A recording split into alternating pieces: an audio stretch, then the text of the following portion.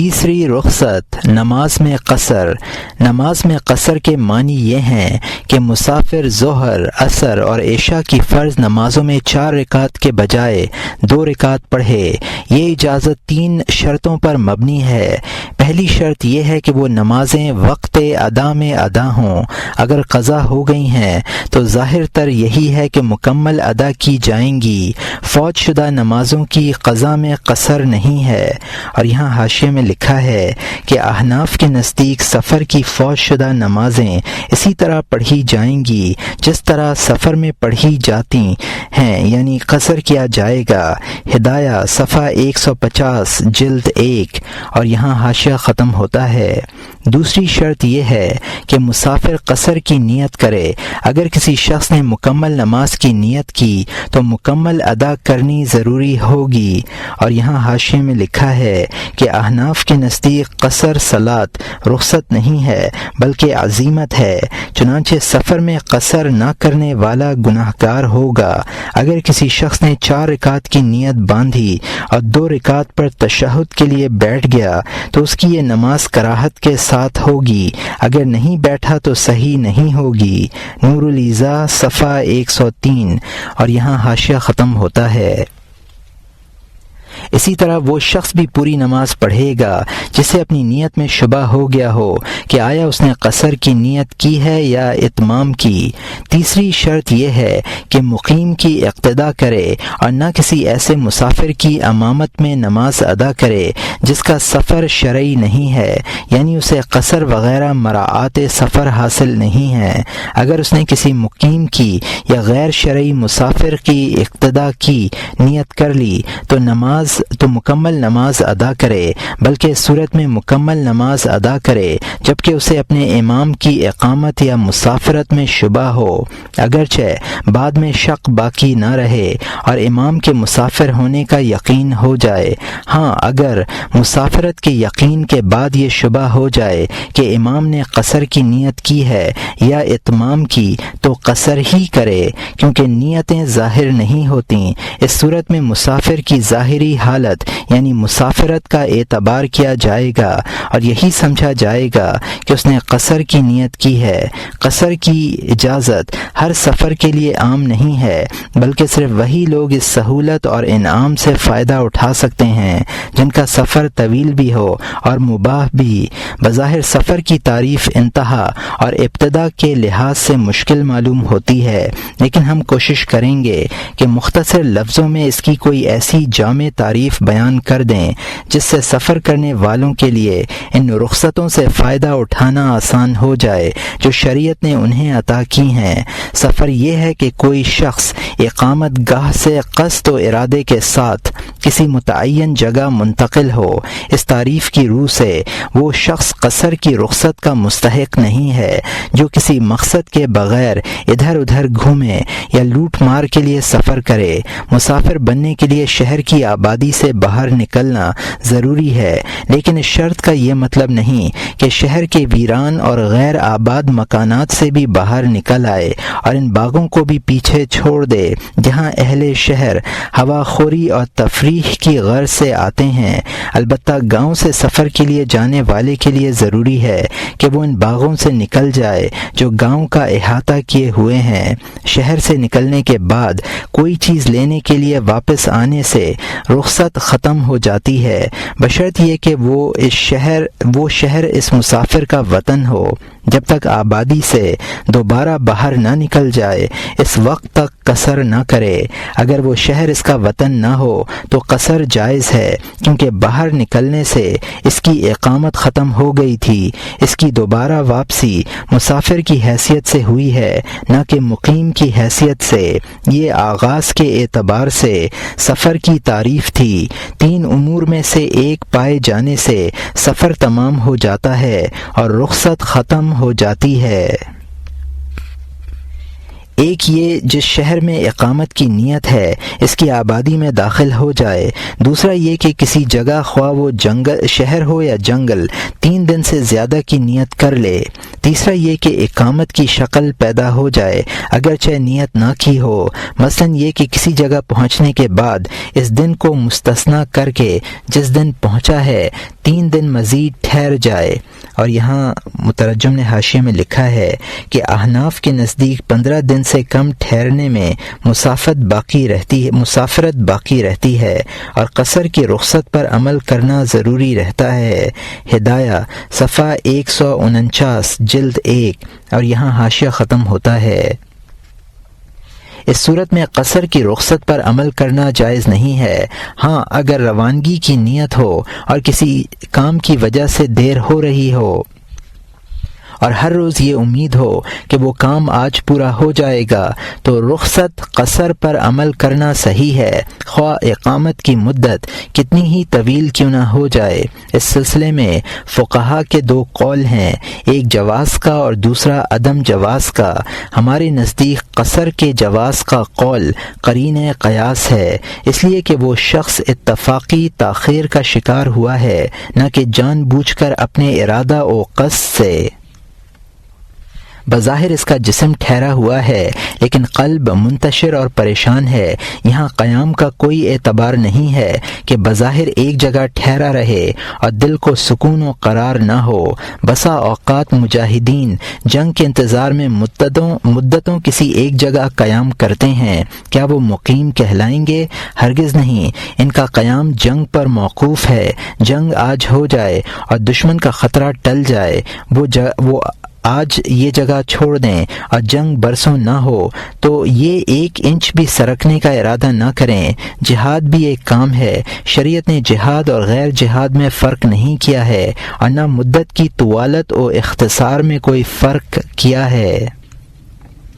حضرت صلی اللہ علیہ وسلم نے بعض غزوات میں 18 دن تک قصر کی رخصت پر عمل فرمایا اور ایک ہی جگہ مقیم رہے.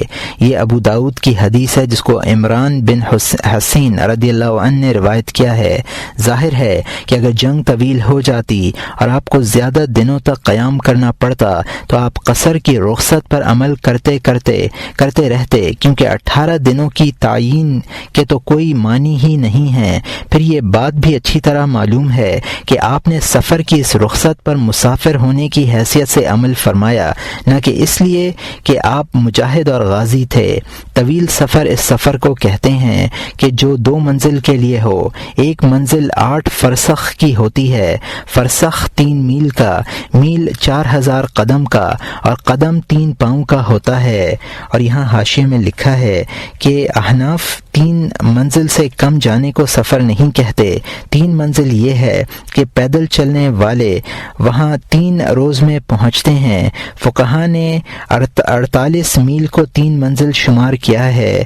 ہدایہ صفحہ 148 جلد 1. اور یہاں حاشیہ ختم ہوتا ہے. سفر کی اباحت اور جواز کے معنی یہ ہیں کہ کوئی شخص باری تعالی کی مرضی کے برخلاف حرام مقاصد کے لیے سفر نہ کرے اور وہ حرام مقاصد اس نوعیت کے ہوں کہ اگر نہ ہوتے تو وہ شخص ہرگز سفر نہ کرتا. اور یہاں حاشیے میں لکھا ہے کہ احناف کے نزدیک گناہگار مسافر بھی اس رخصت سے فائدہ اٹھائے گا جو شریعت نے مسافر کو دی ہے. در المختار صفحہ 821 جلد 1. اور یہاں حاشیہ ختم ہوتا ہے. مثلا کوئی شخص اپنے والدین کی، کوئی غلام اپنے آقا کی اور کوئی عورت اپنی شوہر کی نافرمانی کر کے جائے، یا کوئی مالدار مقروض اپنے قرض خواہ کے خوف سے فرار ہو، یا کوئی شخص رہزنی، قتل، لوٹ مار اور فساد بین المسلمین جیسے جرائم کے لیے سفر کرے، یا ظالم بادشاہ سے حرام مال حاصل کرنے کے لیے جائے.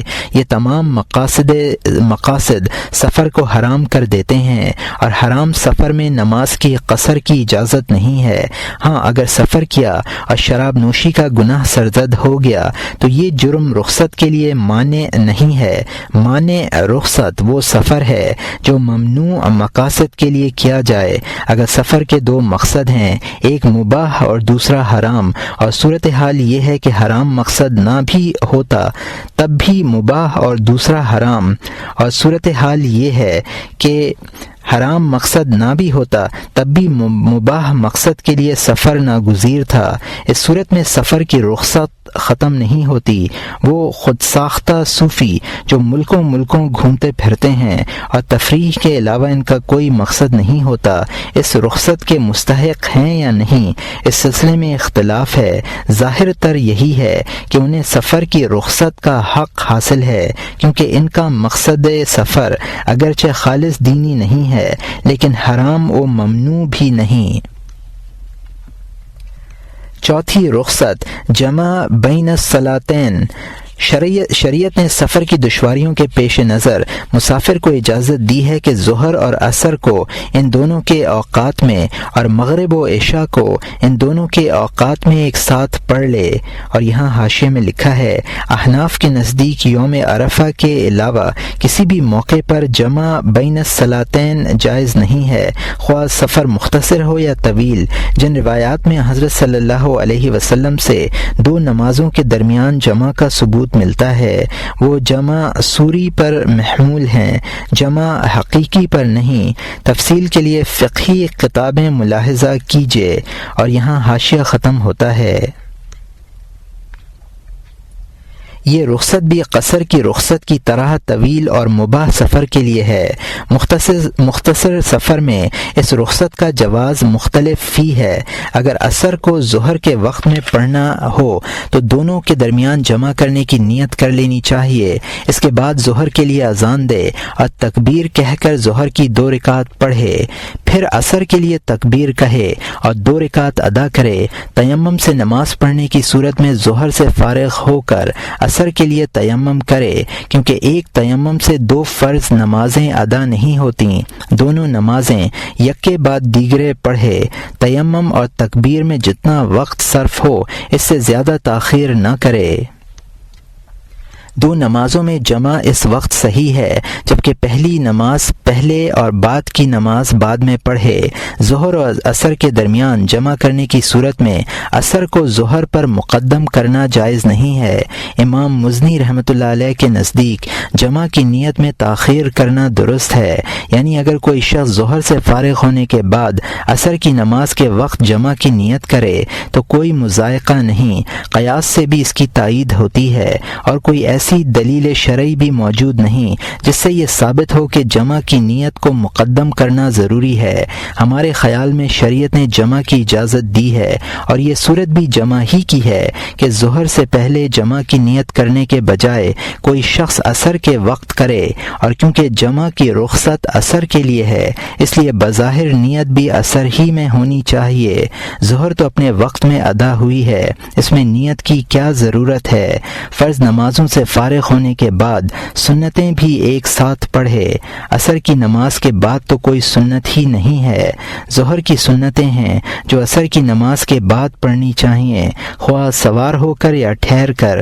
اگر کسی شخص نے ظہر کی سنتیں عصر کی نماز سے پہلے پڑھ لیں تو دونوں نمازوں کے درمیان تسلسل جو ایک درجے میں واجب ہے باقی نہیں رہے گا۔ اگر کوئی شخص ظہر و عصر کی ان 4 سنتوں کو جمع کرنا چاہیے جو ان دونوں نمازوں سے پہلے پڑھی جاتی ہیں تو اسے اولاً ظہر کی سنتیں پڑھنی چاہیے، پھر عصر کی پڑھنی چاہیے۔ سنتوں سے فراغت کے بعد ظہر و عصر کے فرائض بالترتیب ادا کرنے چاہیے اور آخر ظہر کی وہ 2 سنتیں پڑھنی چاہیے جو نماز کے بعد پڑھی جاتی ہیں۔ سفر میں نوافل سے غفلت کرنا مناسب نہیں ہے۔ سفر کے ذریعے حاصل ہونے والا نفع اس اجر و ثواب کے مقابلے میں یقیناً کم ہے جو نوافل سے حاصل ہوتا ہے۔ نوافل میں یوں بھی تخفیف ہے، یہاں تک کہ شریعت نے سواری پر بھی نفلیں پڑھنے کی اجازت دی ہے تاکہ کوئی شخص نوافل کی مشغولیت کی وجہ سے اپنے ہمسفروں سے پیچھے نہ رہ جائے۔ اس تخفیف اور سہولت کے باوجود نوافل کا اہتمام نہ کرنا خسارہ عظیم نہیں تو کیا ہے؟ یہ صورت ظہر کے وقت عصر پڑھنے کی تھی۔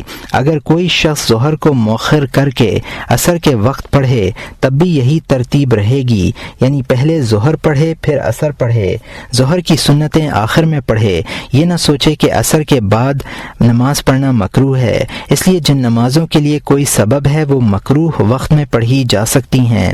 یہی ترتیب مغرب و عشاء کو یکجا کرنے میں ہے، چاہے جمع تقدیم ہو یا جمع تاخیر، پہلے مغرب پڑھی جائے گی پھر عشاء ہوگی، اس کے بعد دونوں نمازوں کی سنتیں ہوں گی اور وتر پر اختتام ہوگا۔ اگر ظہر کی نماز کا خیال وقت ختم ہونے سے پہلے آئے تو یہ نیت کر لینی چاہیے کہ میں عصر کے ساتھ اسے جمع کروں گا، یہی جمع کی نیت ہے۔ اگر کسی نے یہ نیت نہیں کی تو اس کا مطلب یہ ہے کہ وہ ترک ظہر کی نیت رکھتا ہے یا ظہر کو عصر سے مؤخر کرنا چاہتا ہے۔ یہ دونوں صورتیں حرام ہیں، اس لیے ان کی نیتیں بھی حرام ہیں۔ ہاں، اگر نیت کی وجہ سے یا کسی کام میں مصروف ہونے کی بنا پر ظہر کا خیال نہیں آیا اور وقت ادا فوت ہو گیا تو ظہر کو عصر کے ساتھ جمع کر لے، اس صورت میں گناہ گار نہ ہوگا، کیونکہ سفر جس طرح نماز سے غافل کر دیتا ہے اسی طرح نیت سے بھی غافل کر دیتا ہے۔ بعض لوگ یہ کہہ سکتے ہیں کہ صورت میں ظہر اس وقت ادا ہوگی جبکہ وقت نکلنے سے پہلے عصر کے ساتھ اسے جمع کرنے کی نیت کی گئی ہو، لیکن ہمارا خیال یہ ہے کہ صورت میں بھی ظہر اسی طرح ادا ہوگی جس طرح اس وقت ادا ہوتی جب کہ اس کی نیت ظہر کا وقت ختم ہونے سے پہلے کی جاتی، کیونکہ سفر کی بنا پر عصر کا وقت ظہر و عصر دونوں کے لیے مشترکہ وقت ہو گیا، بلکہ حضر میں بھی اس کا اعتبار ہوتا ہے۔ چنانچہ اگر حائضہ غروب آفتاب سے پہلے پاک ہو جائے تو اسے عصر کی طرح ظہر کی قضا بھی کرنی ہوگی۔ اور یہاں حاشیے میں لکھا ہے کہ احناف کے نزدیک صرف عصر کی قضا ضروری ہوگی، بشرط یہ کہ پاک ہونے کے بعد غروب سے پہلے طہارت اور قدر تحریمہ کا وقت مل جائے۔ ظہر کا وقت غروب آفتاب تک منتہی نہیں ہے۔ در المختار باب احکام الحیض۔ اور یہاں حاشیہ ختم ہوتا ہے۔ اسی بنا پر یہ کہا جاتا ہے کہ ظہر و عصر میں بصورت جمع موالات یعنی تسلسل اور ترتیب شرط ہونی چاہیے، بلکہ جو شخص جس طرح چاہے پڑھ لے، حالانکہ تم ان دونوں شرطوں کے ساتھ ہی جمع کو درست کہتے ہو۔ اس کا جواب یہ ہے کہ اگرچہ ظہر کے وقت سے عصر کے آخری وقت تک وقفہ دونوں نمازوں کے لیے مشترک ہے، لیکن شریعت نے ظہر کے وقت کے بعد ہی عصر کا وقت رکھا ہے، اس لیے ظہر پڑھے بغیر عصر کیسے پڑھی جا سکتی ہے؟ جس طرح سفر کے عذر کی بنا پر دو نمازیں ایک وقت میں پڑھنا جائز ہے، اسی طرح بارش کے عذر سے بھی جائز ہے۔ جمعہ اگرچہ فرض ہے لیکن مسافر کو ترک جمعہ کی رخصت بھی عطا کی گئی ہے، جمعے کے بجائے وہ اس دن ظہر کی 2 رکعت پڑھے۔ اگر کسی نے عصر کی نماز پڑھنے کے بعد کا وقت ختم ہونے سے پہلے اقامت کی نیت کی تو اسے یہ نماز دوبارہ پڑھنی چاہیے۔ اس سے پہلے جو نماز اس نے پڑھی ہے وہ اس صورت میں ادا سمجھی جاتی کہ سفر کا عذر عصر کے وقت کی انتہا تک باقی رہتا۔ اور یہاں حاشیے میں لکھا ہے کہ احناف کے نزدیک عصر پڑھ چکنے کے بعد اگرچہ عصر کا وقت ختم ہونے سے پہلے اقامت کی نیت کی ہو، اس ادا کردہ نماز کا اعادہ نہیں کیا جائے گا۔ اور یہاں حاشیہ ختم ہوتا ہے۔ 5ویں رخصت، سواری کی حالت میں نفل پڑھنا۔ سرکار دو عالم صلی اللہ علیہ وسلم نے سواری پر نوافل پڑھے ہیں، خواہ آپ کی سواری کا رخ کدھر بھی رہا ہو، قبلہ رخ رہی ہو یا نہ رہی ہو۔ نیز آپ نے سواری کی حالت میں وتر بھی پڑھے ہیں، اور یہ بخاری و مسلم کی حدیث ہے جس کو ابن عمر رضی اللہ عنہ نے روایت کیا ہے۔ سوار ہو کر نفل پڑھنے والے کے لیے ضروری نہیں ہے کہ وہ باقاعدہ رکوع و سجود کرے، بلکہ محض اشارہ کافی ہے۔ تاہم رکوع کی بنسبت سجدہ کے لیے سر کو ذرا زیادہ نیچے تک جھکانا چاہیے، لیکن اتنا بھی نہیں کہ چہرہ جانور کے جسم سے جا لگے اور اس کے بھڑکنے یا غفلت میں نیچے گر پڑنے کا خطرہ پیدا ہو جائے۔ ہاں، اگر خوابگاہ یعنی جانور کی پیٹھ پر رکھے ہوئے ڈولا نما خیمے کے اندر ہو تب سجدہ اور رکوع کرنے میں کوئی حرج نہیں ہے، کیونکہ اس حالت میں رکوع و سجود پوری طرح ادا کرنا ممکن ناممکن ہے۔ استقبال قبلہ کی طرف متوجہ ہونا نہ ابتدائے نماز میں ضروری ہے اور نہ انتہائے نماز میں، البتہ آپ اپنے راستے کی طرف متوجہ رہنا استقبال قبلہ کے قائم مقام ہے۔ چنانچہ اگر کسی شخص نے نماز کی حالت میں جانور کا رخ راستے سے موڑ دیا تو اس کی نماز باطل ہو جائے گی، لیکن اگر قبلے کی طرف موڑا تو باطل نہیں ہوگی۔ یہ صورت میں ہے جبکہ جانور کا رخ جان بوجھ کر بدلا گیا ہو، لیکن اگر بھولے سے ایسا کیا تو یہ دیکھا جائے گا کہ اس عمل میں اس نے زیادہ وقت لگایا ہے یا کم ہونے کی صورت میں اس کی نماز بالاتفاق باطل نہیں ہوگی۔ زیادہ کے سلسلے میں اختلاف ہے۔ جانور کا خود بخود بھڑک کر راستے سے منحرف ہو جانا نماز کو فاسد نہیں کرتا اور نہ اس صورت میں سجدہ واجب ہو جاتا ہے۔ سجدہ سہو صرف اس صورت میں واجب ہوتا ہے جبکہ غلطی سے جانور موڑا ہو۔ سجدہ سہو بھی دوسرے سجدوں کی طرح اشارے سے کرنا چاہیے۔ چھٹی رخصت، پیادہ پا نفل پڑھنا۔ سفر کے دوران پیدل چلنے کی حالت میں بھی نفلیں پڑھنا درست ہے، اور یہاں حاشیے میں لکھا ہے احناف کے نزدیک پیدل چلنے کی حالت میں نماز پڑھنا درست نہیں ہے۔ نور الایضاح صفحہ 99، اور یہاں حاشیہ ختم ہوتا ہے۔ رکوع و سجود اشاروں سے کرے، تشہد کے لیے نہ بیٹھے، اگر بیٹھنا پڑے تو پھر پیادہ پا چلنے کی حالت میں نفل پڑھنے کی رخصت کے کیا معنی؟ پیادہ پا اور سوار دونوں کا ایک ہی حکم ہے، فرق صرف اتنا ہے کہ پیدل چلنے والا تکبیر تحریمہ کے وقت قبلہ رخ ضرور ہو جائے، باقی نماز میں اپنا رخ ادھر رکھے جدھر محو سفر ہو۔ ایک لمحہ کے لیے بھی اپنا رخ بدل کر کھڑے ہونے میں نہ کوئی دشواری ہوتی ہے اور نہ اتنا وقت لگتا ہے کہ رفقا شکوہ کریں یا منزل تک پہنچنے میں دیر ہو جائے۔ سوار کے برخلاف اگرچہ جانور کی باگ اس کے ہاتھ ہی میں کیوں نہ ہو، پھر بھی اس کا رخ بدلنے میں دشواری ہے۔ بعض اوقات جانور بھڑک بھی جاتا ہے، اور اگر نفلیں زیادہ پڑھنی ہوں تب بار بار سواری کا رخ قبلہ کی طرف کرنے اور پھر اپنی منزل کی طرف موڑنے میں کافی پریشانی اور حرج ہے۔ اگر راستے میں نجاست پڑی ہو تو اس میں مت چلے، اگر چلے گا تو نماز باطل ہو جائے گی۔ یہ حکم صرف پیادہ پا کے لیے ہے، سوار کے لیے نہیں ہے۔ جانور کی نجاست میں چلنے سے سوار کی نماز باطل نہیں ہوتی۔ جو نجاستیں راستے میں عام طور پر پڑی رہتی ہیں ان سے بچنے میں تکلف کر کے اپنے آپ کو پریشانی میں مبتلا مت کرے۔ درندے، دشمن اور سیلاب کے خوف سے سواری پر فرض نماز پڑھنا ایسا ہی ہے جیسے عام حالات میں نوافل پڑھی جاتی ہیں۔ ساتویں رخصت، افطار۔ مسافر کے لیے جائز ہے کہ وہ سفر کی حالت میں روزہ نہ رکھے بشرط یہ کہ اس کا سفر طلوع صبح صادق سے پہلے شروع ہوا ہو، لیکن اگر وہ صبح کو مقیم تھا بعد میں مسافر ہوا تو اس کا روزہ پورا کرنا ضروری ہوگا۔ اسی طرح اس شخص کے لیے بھی روزہ پورا کرنا ضروری ہے جس نے سفر میں روزہ رکھ کر اقامت اختیار کی۔ افطار کی حالت میں اقامت کرنے والے کے لیے دن کے باقی اوقات میں امساک یعنی کھانے پینے سے رکنا واجب نہیں ہے۔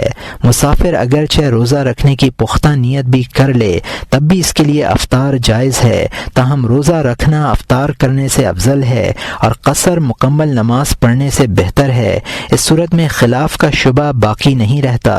روزے کی فضیلت افطار کے مقابلے میں اس لیے بھی زیادہ ہے کہ اسے اس روزہ کی قضا بھی کرنی ہوگی، جبکہ نماز میں قصر سے فریضہ ادا ہو جاتا ہے اور کوئی چیز ذمہ میں ایسی باقی نہیں رہتی جس کی سفر مکمل ہونے کے بعد قضا کرنی پڑے۔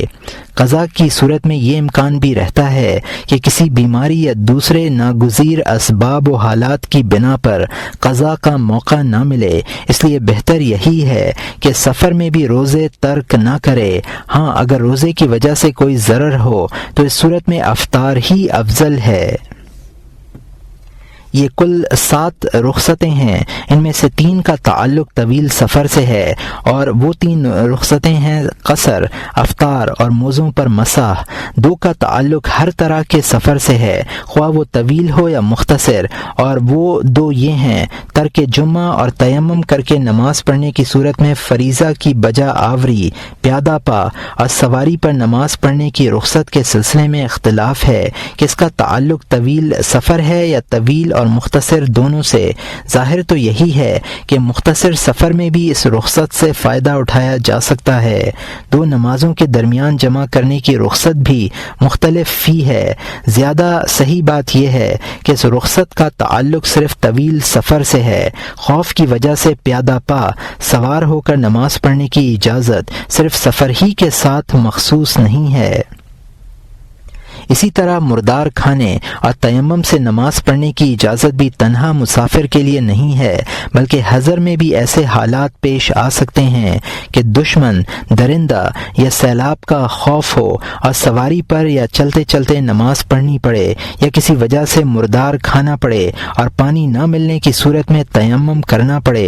یہاں یہ سوال کیا جا سکتا ہے کہ کیا مسافر کے لیے ضروری ہے کہ وہ سفر کا آغاز کرنے سے پہلے ان رخصتوں کا علم حاصل کرے، یا ضروری نہیں ہے کہ بلکہ صرف مستحب ہے؟ اس کا جواب یہ ہے کہ اگر مسافر کا عزم و ارادہ یہ ہے کہ وہ دوران سفر کسی بھی رخصت سے فائدہ نہ اٹھائے گا، نہ موزوں پر مسح کرے گا، نہ نماز میں قصر کرے گا، نہ روزے افطار کرے گا، نہ 2 نمازیں ایک نماز کے وقت میں پڑھے گا، اور نہ پیدل چلنے کی حالت میں یا سواری کی حالت میں نفلی نمازیں پڑھے گا، تب تو اس کے لیے رخصتوں کا علم حاصل کرنا ضروری نہیں ہے۔ البتہ تیمم کی رخصت کا علم حاصل کرنا ضروری ہے، کیونکہ تیمم پانی نہ ملنے پر موقوف ہے، اور یہ صورت کسی بھی وقت پیش آ سکتی ہے، الا یہ کہ وہ سمندر کے کنارے کنارے چل رہا ہو اور یہ یقین ہو کہ اس کا پانی خشک نہیں ہوگا، یا اسے کسی ایسے عالم کی معیت حاصل ہو جس سے مسائل معلوم کیے جا سکتے ہیں۔ ان دونوں صورتوں میں تیمم کے مسائل سیکھنے کا عمل ضرورت کے وقت تک مؤخر کیا جا سکتا ہے۔ اگر کوئی شخص ہماری اس تقریر پر یہ اعتراض کرے کہ تیمم کی ضرورت نماز کے لیے ہے اور نماز ابھی واجب نہیں ہوئی، اس صورت میں یہ کیسے کہا جا سکتا ہے کہ تیمم کا ذکر حاصل کرنا واجب ہے؟ کیا ضروری ہے کہ نماز کا وقت آئے اور تیمم کی ضرورت پڑے؟ اس کا جواب یہ ہے کہ جس شخص کا وطن کعبہ شریف سے 1 سال کی مسافت پر واقع ہو، کیا اس کے لیے ضروری نہیں کہ وہ حج کے مہینوں سے پہلے سفر کرے؟ اور اگر راستے میں کوئی حج کے مسائل بتلانے والا نہ ہو تو پابہ رکاب ہونے سے پہلے وہ مسائل سیکھے۔ اب اگر کوئی شخص یہ کہنے لگے کہ کیونکہ کعبہ تک پہنچنا یقینی نہیں ہے اس لیے حج کے مسائل کا علم حاصل کرنا بھی ضروری نہیں ہے، تو کیا اسے بے وقوف نہیں کہا جائے گا؟ یقیناً وہ شخص عقل سے محروم ہے۔ اسے سوچنا چاہیے کہ اصل زندگی اور سفر کے اختتام تک بقا ہے۔ محض موت کے امکانات کے پیش نظر سیکھنے کا عمل موقوف نہیں کیا جا سکتا۔ کیا پتہ ہے کہ وہ مرے نہیں اور زندہ سلامت پہنچ جائے، اور پہنچنے کے بعد کوئی بتلانے والا نہ ملے؟ اس صورت میں کیا کرے گا؟ کیا اس کے ذمے سے فرض حج ساقط ہو جائے گا؟ یہ بات اچھی طرح جان لینی چاہیے کہ واجب کے حصول کا ذریعہ بھی واجب ہی ہوتا ہے، اور اس شرط کا علم حاصل کرنا بھی واجب ہوتا ہے جس پر کوئی واجب معلق ہو، خواہ وہ فی الحال واجب نہ ہو بلکہ گمان غالب یہ ہو کہ آئندہ چل کر واجب ہو جائے گی، جیسے حج کہ اس میں مشغول ہونے سے قبل اس کے افعال کا علم کرنا ضروری ہوتا ہے۔ اس تفصیل سے ثابت ہوا کہ تیمم کے لیے ضروری مسائل کی واقفیت حاصل کیے بغیر سفر کرنا جائز نہیں ہے۔ اسی طرح اگر کسی شخص کی یہ نیت ہو کہ وہ سفر کی ان تمام رخصتوں پر عمل کرے گا جو باری تعالی نے اسے عطا کی ہیں، تو وہ ان رخصتوں کا اتنا علم ضرور حاصل کرے جتنا ہم نے پچھلے صفحات میں ذکر کیا ہے۔ اگر کوئی شخص یہ کہے کہ سوار یا پیدل مسافر کے لیے کیا ضروری ہے کہ وہ نفل پڑھنے کا طریقہ سیکھے، فرض کیجئے کہ اس نے سفر کیا اور نفل نماز پڑھنے کا طریقہ نہیں سیکھا، تو اسے کیا نقصان ہوگا؟ اگر اس نے سوار ہونے کی حالت میں یا پیادہ چلتے ہوئے نفلیں پڑھ بھی لیں تو زیادہ سے زیادہ یہی ہوگا کہ وہ فاسد ہو جائیں گی، اور کیونکہ نفلیں اس کے ذمے واجب نہیں تھیں اس لیے ان کے فساد سے کوئی خرابی لازم نہیں آتی۔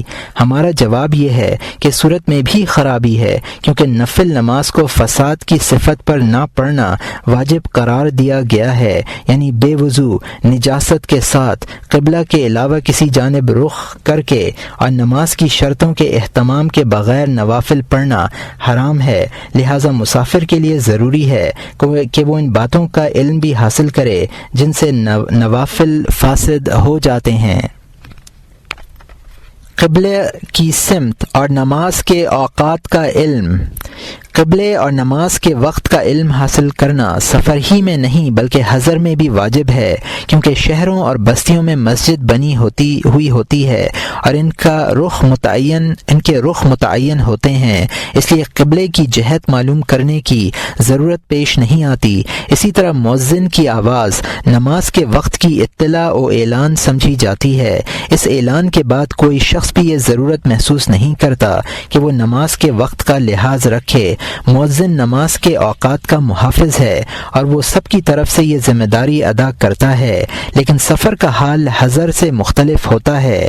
اگر مسافر کسی ایسی منزل کی طرف رواں دواں ہو جس کے راستے میں دور تک آبادی کا نام و نشان نہیں ملتا تو وہ یقیناً نماز کا وقت معلوم کرنے اور قبلے کا رخ متعین کرنے کے سلسلے میں پریشان ہوگا۔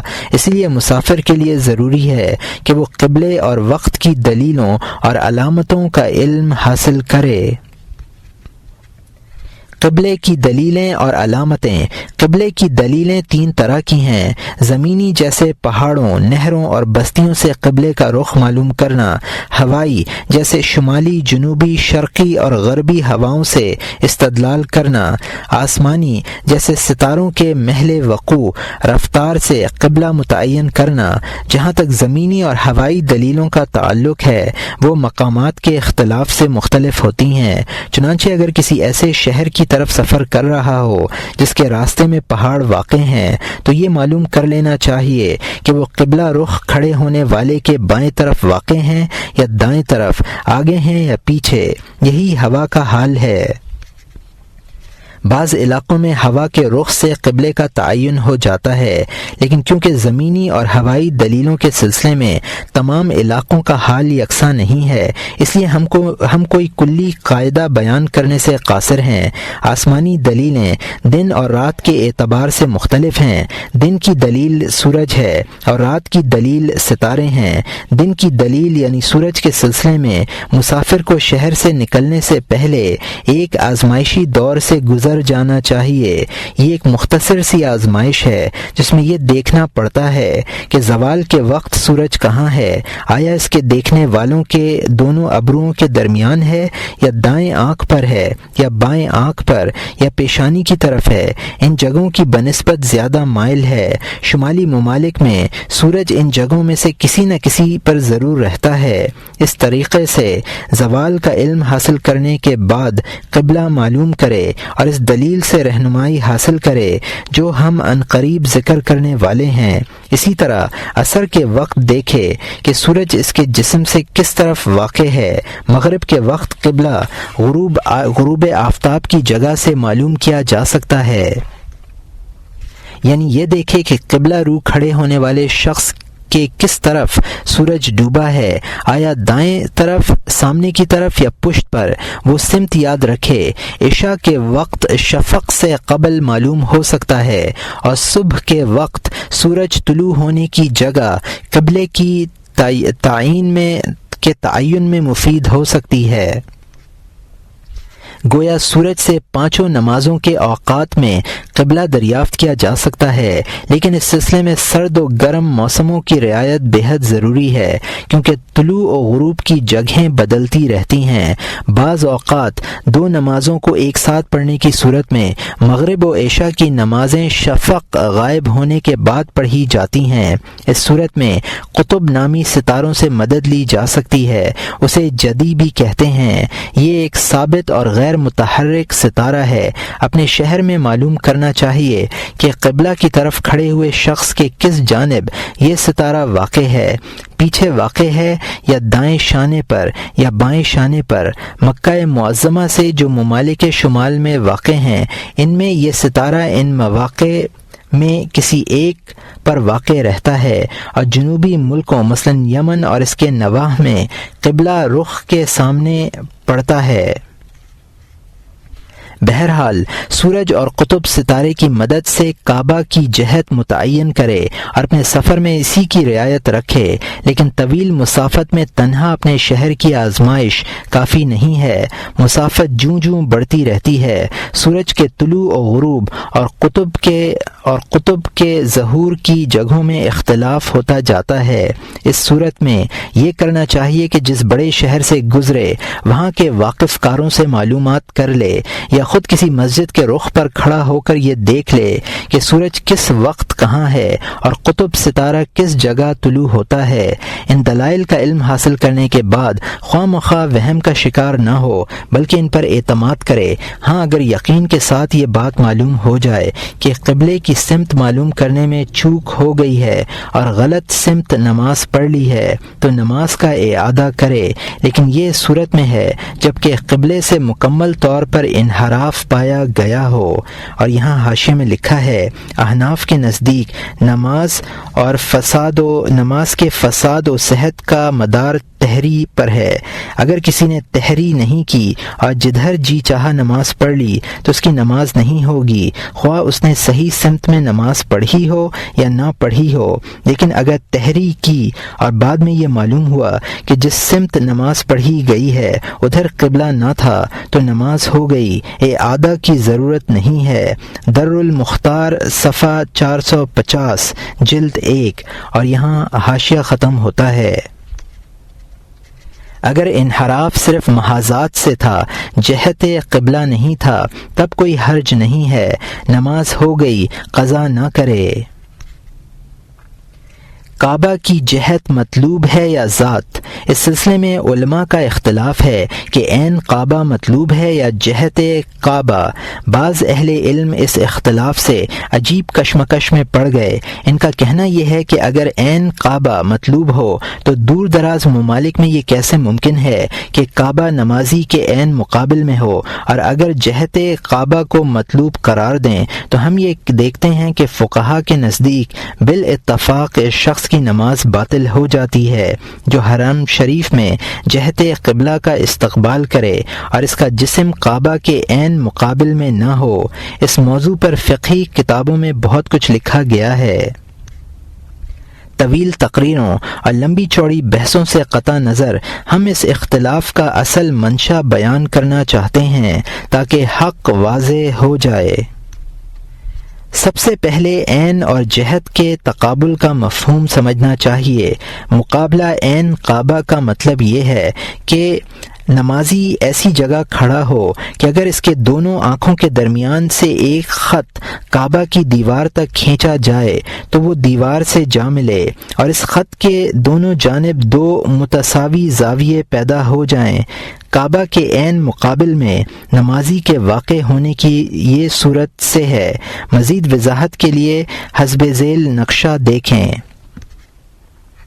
اور جہت کعبہ کے مقابل ہونے کی صورت یہ ہے کہ نمازی کی دونوں آنکھوں کے درمیان سے جو خط نکلے وہ کعبہ سے مس ضرور کرے، لیکن اس خط کے دونوں جانب متساوی زاویے نہ ہوں۔ دونوں زاویے مساوی اسی وقت ہو سکتے ہیں جبکہ وہ خط کسی ایک متعین نقطے پر ختم ہو، اور یہ صورت خط عمودی میں ہوتی ہے۔ اب اگر کعبہ خط عمود سے ہٹا ہوا ہو، جو خط دونوں آنکھوں سے نکل کر کعبہ سے ملے گا، اس کے دونوں جانب برابر زاویے نہیں ہوں گے، بلکہ ایک زاویہ چھوٹا ہوگا اور ایک بڑا ہوگا۔ اس صورت میں نمازی عین کعبہ کے مقابل نہ ہوگا بلکہ جہت کعبہ کے مقابل ہوگا۔ ذیل کے نقشے سے جہت کعبہ اور عین کعبہ کا فرق بخوبی واضح ہو جاتا ہے۔ خط جہتی کی وسعت کا تعلق فاصلے سے ہے۔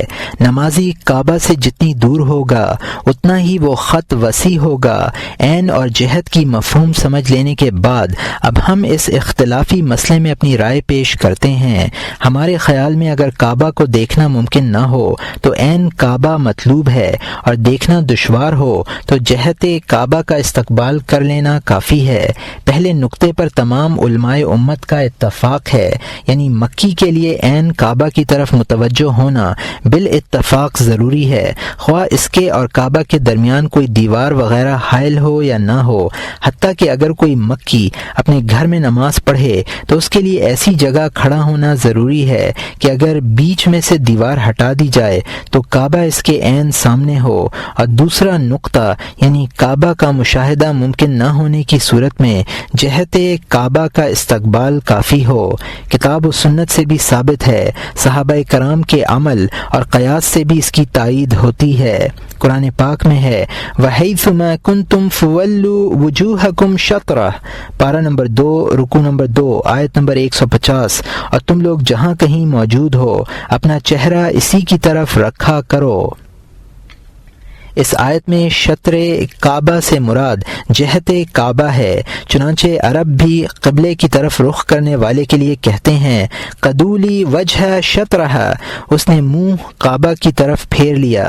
یہ کتاب کی تائید ہے۔ سنت کی تائید کے لیے وہ روایت ملاحظہ کیجیے جس میں حضرت صلی اللہ علیہ وسلم نے اہل مدینہ سے خطاب فرمایا ما بین المشرق والمغرب قبلہ۔ یہ ترمذی اور ابن ماجہ کی حدیث ہے جس کو ابو ہریرہ رضی اللہ عنہ نے روایت کیا ہے، مشرق و مغرب کے درمیان قبلہ ہے۔ جو لوگ مدینہ منورہ گئے ہیں وہ جانتے ہیں کہ اہل مدینہ کے دائیں طرف مغرب ہے اور بائیں طرف مشرق ہے۔ حضرت صلی اللہ علیہ وسلم نے مغرب و مشرق کے درمیانی حصے کو قبلہ قرار دیا ہے، حالانکہ کعبہ کا طول و عرض اتنا نہیں ہے۔ اتنا طویل قبلہ اسی وقت ہو سکتا ہے کہ جہت کو قبلہ قرار دیا جائے۔ یہ الفاظ حضرت عمر رضی اللہ عنہ اور آپ کے صاحبزادے حضرت عبداللہ بن عمر رضی اللہ عنہ سے بھی منقول ہیں۔ فعل صحابہ کے سلسلے میں یہ روایت اہم ہے کہ جس وقت تحویل قبلہ یعنی قبلے کی تبدیلی کا حکم نازل ہوا، مدینہ منورہ کی مسجد قباء میں کچھ لوگ بیت المقدس کا رخ کیے صبح کی نماز پڑھ رہے تھے۔ کعبہ کی طرف ان کی پشت تھی، کیونکہ مدینہ منورہ مکہ مکرمہ اور بیت المقدس کے درمیان واقع ہے۔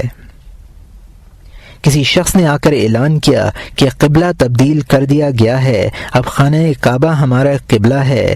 جو لوگ نماز میں مشغول تھے انہوں نے یہ حکم سنا اور اسی حالت میں گھوم گئے، اور یہ مسلم کی حدیث ہے جس کو انس رضی اللہ عنہ نے روایت کیا ہے، اور بخاری و مسلم کی حدیث ہے جس کو ابن عمر رضی اللہ عنہ نے روایت کیا ہے۔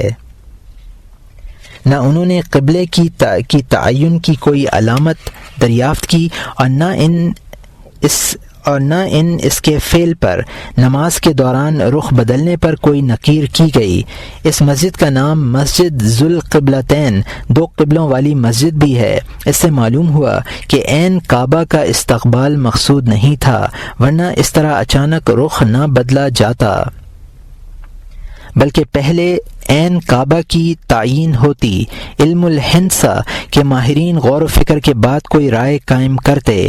اس طرح ہم یہ دیکھتے ہیں کہ صحابہ کرام نے اطراف مکہ اور دور دراز ملکوں میں مسجدیں بنائیں، اور کبھی کسی مسجد کی تاسیس کے وقت قبلے کی تعین کے لیے مہندس کو نہیں بلایا، نہ جغرافیائی نقشے سامنے رکھے، بلکہ جب یہ معلوم ہو گیا کہ اس طرف کعبہ ہے اسی رخ پر محراب بنا دی۔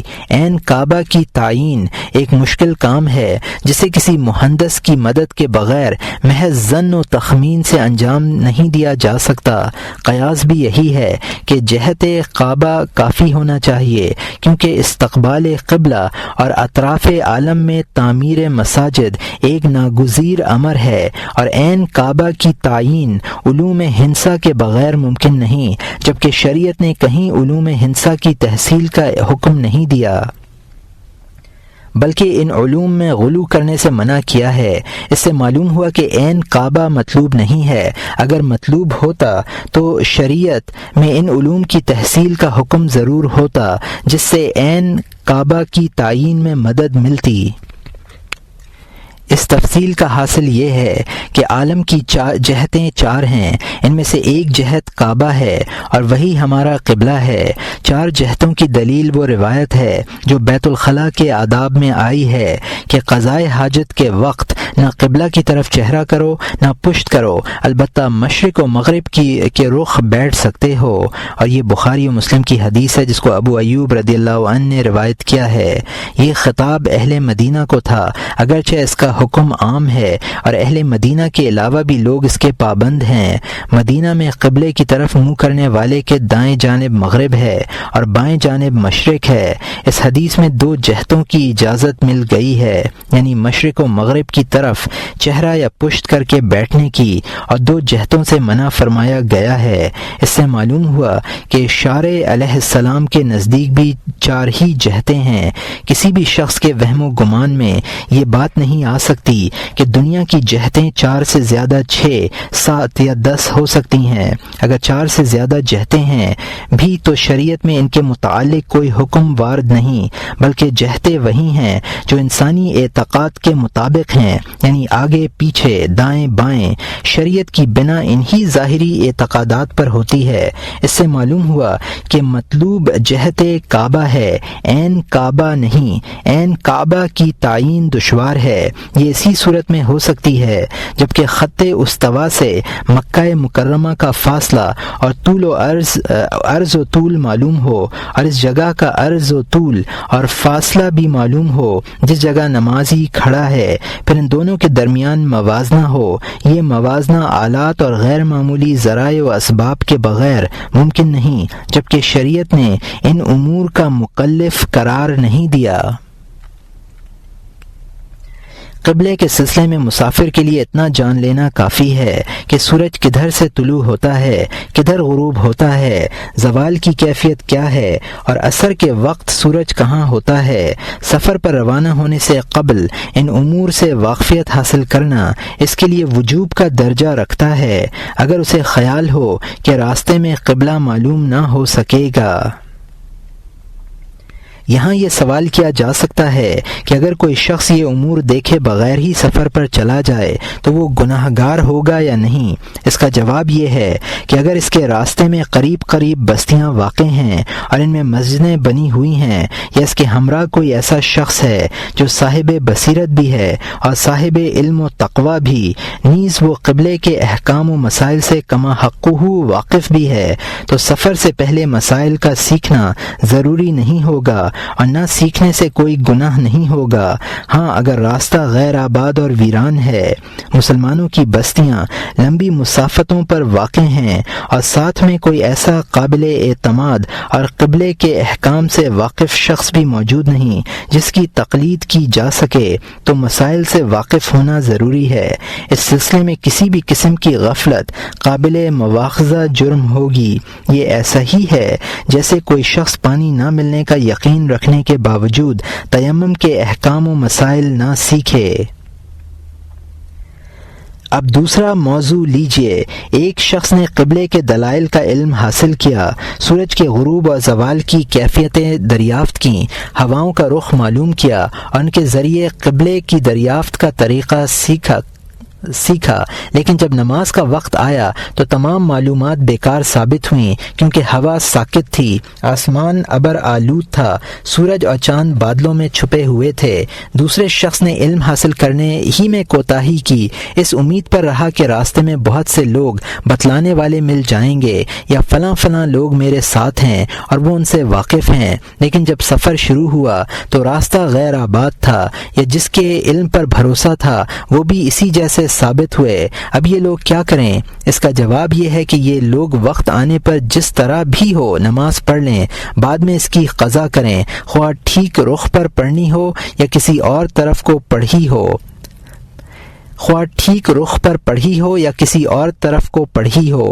اور یہاں حاشیے میں لکھا ہے احناف ان حالات میں تحری یعنی قبلہ معلوم کرنے کی کوشش کا حکم دیتے ہیں۔ مسافر کو چاہیے کہ اگر اسے کوئی قبلہ بتلانے والا نہ ملے اور وہ خود قبلے کے دلائل سے ناواقف ہو تو وہ دل میں سوچے اور جدھر دل گواہی دے ادھر نماز پڑھے۔ اس صورت میں نماز ہو جائے گی اور بعد میں قبلہ معلوم ہونے پر قضا کی ضرورت نہیں رہے گی، خواہ صحیح رخ پر پڑھی ہو یا غلط رخ پر۔ ہاں اگر بے سوچے سمجھے پڑھے گا تو نماز نہیں ہوگی، بلکہ بعد میں معلوم ہو جائے کہ اس نے قبلہ ہی کی طرف نماز پڑھی ہے تب بھی نماز نہیں ہوئی۔ یہ دراصل تحری نہ کرنے کی سزا ہے۔ در المختار صفحہ 450 جلد 1۔ اور یہاں حاشیہ ختم ہوتا ہے۔ کسی نابینا یا جاہل کے لیے جائز نہیں ہے کہ وہ کسی ایسے قافلے میں شامل ہوئے بغیر سفر کرے جس میں قبلے کے دلائل سے واقف شخص موجود ہو۔ یہ ایسا ہی ہے کہ جیسے کسی جاہل کے لیے ایسے شہر میں قیام کرنا جائز نہیں جہاں دینی تعلیمات سے روشناس کرانے والا کوئی معتبر عالم یا مستند فقیہ موجود نہ ہو، بلکہ اس کے لیے ضروری ہے کہ وہ اس شہر سے ہجرت کرے اور کسی ایسی جگہ جا کر رہے جہاں دینی تعلیم دینے والا کوئی شخص موجود ہو۔ فاسق فقیہ کا وجود معتبر نہیں۔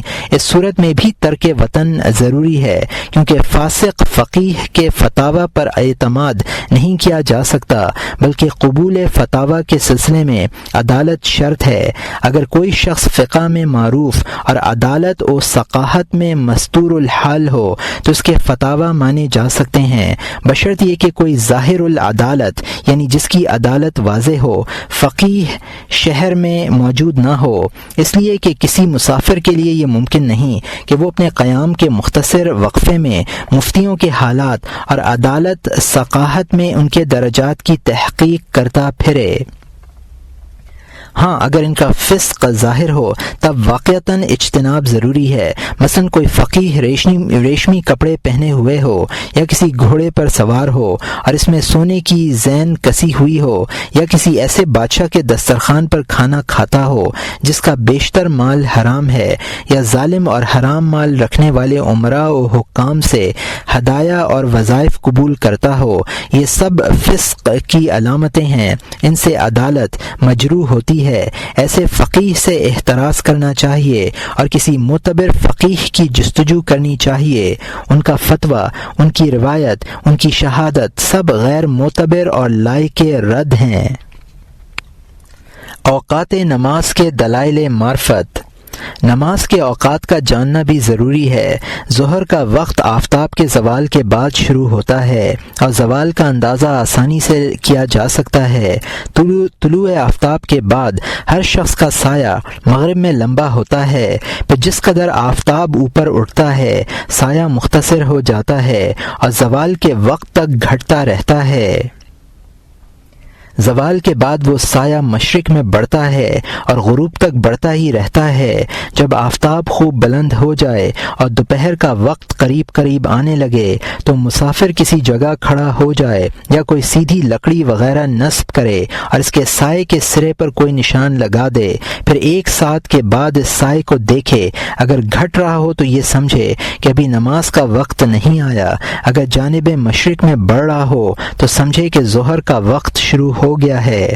ظہر کا وقت دریافت کرنے کا ایک طریقہ یہ بھی ہے کہ اپنے شہر کے مؤذن کی اذان کے وقت اپنا سایہ دیکھ لے۔ اگر اس کا سایہ مثلاً خود اس کے قدم سے 3 قدم ہو تو سفر میں بھی اسی تخمینے کے مطابق نماز پڑھے۔ جب یہ سایہ مقدار سے 6.5 قدم زیادہ ہو جائے یعنی 9.5 قدم ہو جائے تو عصر کی نماز پڑھے۔ جاننا چاہیے کہ گرمی میں سایہ زوال ہر روز بڑھتا ہے اور سردی میں ہر روز گھٹتا ہے۔ زوال کی معرفت کا بہترین طریقہ یہ ہے کہ وہ آلہ اپنے ساتھ رکھے جس سے زوال کا وقت معلوم اور مختلف موسموں میں سایہ زوال کے گھٹنے بڑھنے کی کیفیت معلوم کی جاتی ہو۔ اگر پہلے سے یہ بات معلوم ہو کہ قبلہ رخ آدمی کے سایہ کی زوال کے وقت کیا کیفیت ہوتی ہے، تو ان جگہوں پر جہاں قبلہ کسی دلیل سے معلوم ہو جائے زوال کا علم حاصل کر لینا آسان ہے، یعنی جب یہ دیکھے کہ قبلہ رخ آدمی کے سائے کی وہ کیفیت ہو گئی جو زوال کے وقت ہوتی ہے تو سمجھ لے کہ ظہر کا وقت شروع ہو گیا۔ مغرب کے وقت کی صحیح پہچان غروب آفتاب ہے۔ بعض اوقات سورج پہاڑوں کے پیچھے چلا جاتا ہے، اس صورت میں مشرق پر نظر رکھنی چاہیے۔ جب مشرقی افق پر تاریخی ایک نیزہ کے بقدر اونچی ہو جاتی ہے تو مغرب کا وقت شروع ہو جاتا ہے۔ عشاء کا وقت شفق کے غروب سے شروع ہوتا ہے۔ اگر پہاڑوں کی وجہ سے شفق نظر نہ آئے تو ننھے ننھے ستاروں کے طلوع اور کثرت کا منتظر رہے۔ رات گزر جانے کے بعد اولاً بھیڑیے کی دم کی طرح ایک لمبی روشنی افق پر ظاہر ہوتی ہے۔ یہ صبح کاذب ہے، اس کا کوئی اعتبار نہیں۔ تھوڑی دیر کے بعد چوڑائی میں سفیدی ظاہر ہوتی ہے۔ آنکھوں سے اس کا مشاہدہ کر لینا کچھ مشکل نہیں ہے۔ یہ صبح کا ابتدائی وقت ہے۔ سرکار دو عالم صلی اللہ علیہ وسلم نے صبح کاذب کے وقت نمودار ہونے والی سفیدی اور صبح صادق کے وقت ظاہر ہونے والی روشنی کی تفہیم کے لیے اپنی دونوں ہتھیلیاں ملائیں اور فرمایا کہ صبح ایسی نہیں ہوتی بلکہ ایک سبابہ یعنی انگشت شہادت کو دوسری سبابہ پر رکھا اور انہیں کھول کر دکھلایا۔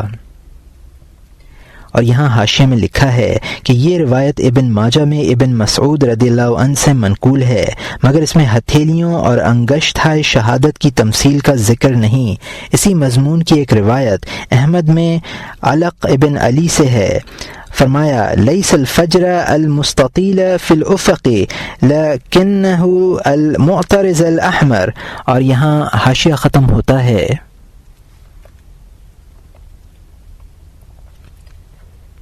اس میں اشارہ تھا کہ صبح کی سفیدی عریض پھیلی ہوئی ہوتی ہے۔ بعض لوگ طلوع صبح پر منازل سے استدلال کرتے ہیں، لیکن اس طرح کے استدلالات یقینی نہیں ہوتے۔ اعتماد مشاہدہ پر ہی ہونا چاہیے، یعنی جب یہ دیکھ لے کہ سفیدی عرض پر پھیل گئی ہے تب طلوع صبح کا یقین کرے۔ بعض لوگ یہ کہتے ہیں کہ صبح سورج نکلنے سے 4 منزل پیشتر طلوع ہوتی ہے، یہ ان کی غلط فہمی ہے۔ طلوع آفتاب سے 4 منزل پیشتر ظاہر ہونے والی سفیدی صبح کاذب کی ہے۔ محققین علماء کے نزدیک 2 منزل قبل صبح نمودار ہوتی ہے۔ ان کی یہ رائے اور اندازہ قیاس پر مبنی ہے، اس پر بھی اعتماد نہیں کیا جا سکتا، اس لیے کہ بعض منازل عرض میں انحراف کے ساتھ نکلتی ہیں اور ان کے طلوع کا زمانہ بھی مختصر ہوتا ہے، بعض سیدھی نکلتی ہیں اور ان کے طلوع کا زمانہ طویل ہوتا ہے۔ منازل کی یہ کیفیت ہر ملک میں الگ ہے۔ منازل پر قطعی اعتماد تو نہیں کیا جا سکتا، البتہ ان سے اتنا ضرور معلوم ہو جاتا ہے کہ صبح کا وقت قریب ہے یا دور ہے۔ یہ کہنا صحیح نہ ہوگا کہ 2 منزل پیشتر وقت کو صبح کا اول وقت کہہ دیں۔ صبح اس سے پہلے طلوع ہوتی ہے، لیکن 4 منزل پہلے بھی نہیں، وہ وقت صبح کاذب کا ہے۔ اس سے یہ بات معلوم ہوئی کہ وہ منزل قبل کا وقت یقینی طور پر صبح کا وقت ہے اور 4 منزل پہلے کا وقت یقیناً صبح کاذب کا وقت ہے۔ درمیانی وقت مشکوک ہے، یہ وہ وقت ہے جبکہ افق میں سفیدی کا ظہور ہوتا ہے لیکن ابھی پھیلنا شروع نہیں ہوتی۔ بہتر تو یہ ہے کہ روزہ دار اسی وقت سے کھانا پینا چھوڑ دے اور شب زندہ دار نماز اس مشکوک وقت سے پہلے وطر ادا کر لے، البتہ صبح کی نماز اس وقت پڑھے جب شک کا وقفہ ختم ہو جائے اور صبح کا یقینی وقت ظاہر ہو جائے۔ سالک کے لیے کوئی ایسا متعین وقت معلوم کر لینا ممکن نہیں جس میں وہ سحری کے لیے کھانا کھا سکے اور اس کے فوراً بعد صبح کی نماز کے لیے کھڑا ہو جائے، بلکہ سحری موقوف کرنے اور صبح کی نماز پڑھنے کے درمیان ایک مشکوک وقفہ ضروری ہوتا ہے۔ خلاصہ یہ ہے کہ اعتماد مشاہدے پر ہے، اور مشاہدے پر بھی اعتماد اسی وقت ہے کہ روشنی عرض میں پھیل جائے اور زردی کا آغاز ہو جائے۔ اس سلسلے میں بہت سے لوگ غلطی کر بیٹھتے ہیں اور غلط وقت میں نماز پڑھ لیتے ہیں۔ ہمارا مستدل وہ روایت ہے جو ابو عیسیٰ ترمذی نے اپنی سنن میں طلق ابن علی سے نقل کی ہے۔ فرماتے ہیں کلوا واشربوا ولا یہینکم الساطع المسعى وکلوا واشربوا حتى یعترض لکم الاحمر، کھاؤ اور پیو، سحری میں ایسا نہ ہو کہ تمہیں اوپر چڑھنے والی روشنی مستر کر دے اور تم کھانا پینا موقوف کر دو، بلکہ اس وقت تک کھاؤ پیو جب تک سرخی نہ پھیل جائے۔ ترمذی فرماتے ہیں کہ اس باب میں عطی ابن حاتم، ابو ذر اور سمرہ ابن جندب کی روایات بھی ہیں۔ یہ حدیث حسن اور اہل علم کے نزدیک معمول بھی ہے۔ حضرت عبداللہ ابن عباس رضی اللہ عنہ فرماتے ہیں کہ جب تک روشنی نہ پھیل جائے کھاتے پیتے رہو۔ ابن عباس رضی اللہ عنہ نے لفظ ساطع کہا ہے۔ صاحب الغریبین نے اس کی تفسیر مستطیل سے کی ہے، یعنی جب تک روشنی لمبائی میں نہ پھیل جائے۔ اس سے معلوم ہوا کہ مسافر کو زردی کے ظہور کے علاوہ کسی چیز پر اعتماد نہ کرنا چاہیے۔ مسافر کے لیے نماز کے اوقات کا جاننا اس لیے ضروری ہے کہ وہ بعض اوقات کوچ کرنے سے پہلے نماز پڑھنا چاہتا ہے تاکہ راستے میں اترنا نہ پڑے، یا جلدی نماز پڑھنا چاہتا ہے تاکہ آرام کر لے۔ اگر کوئی شخص نماز کو یقینی وقت تک کے لیے مؤخر کرنے کی قدرت رکھتا ہو تو یہ زیادہ بہتر صورت ہے، اگرچہ اس میں تکلیف زیادہ ہے اور اول وقت کی فضیلت کا ضیاع بھی ہے، مگر اس تاخیر سے یقینی وقت میں نماز ادا ہوتی ہے اور اول وقت معلوم کرنے کے لیے جدوجہد نہیں کرنی پڑتی۔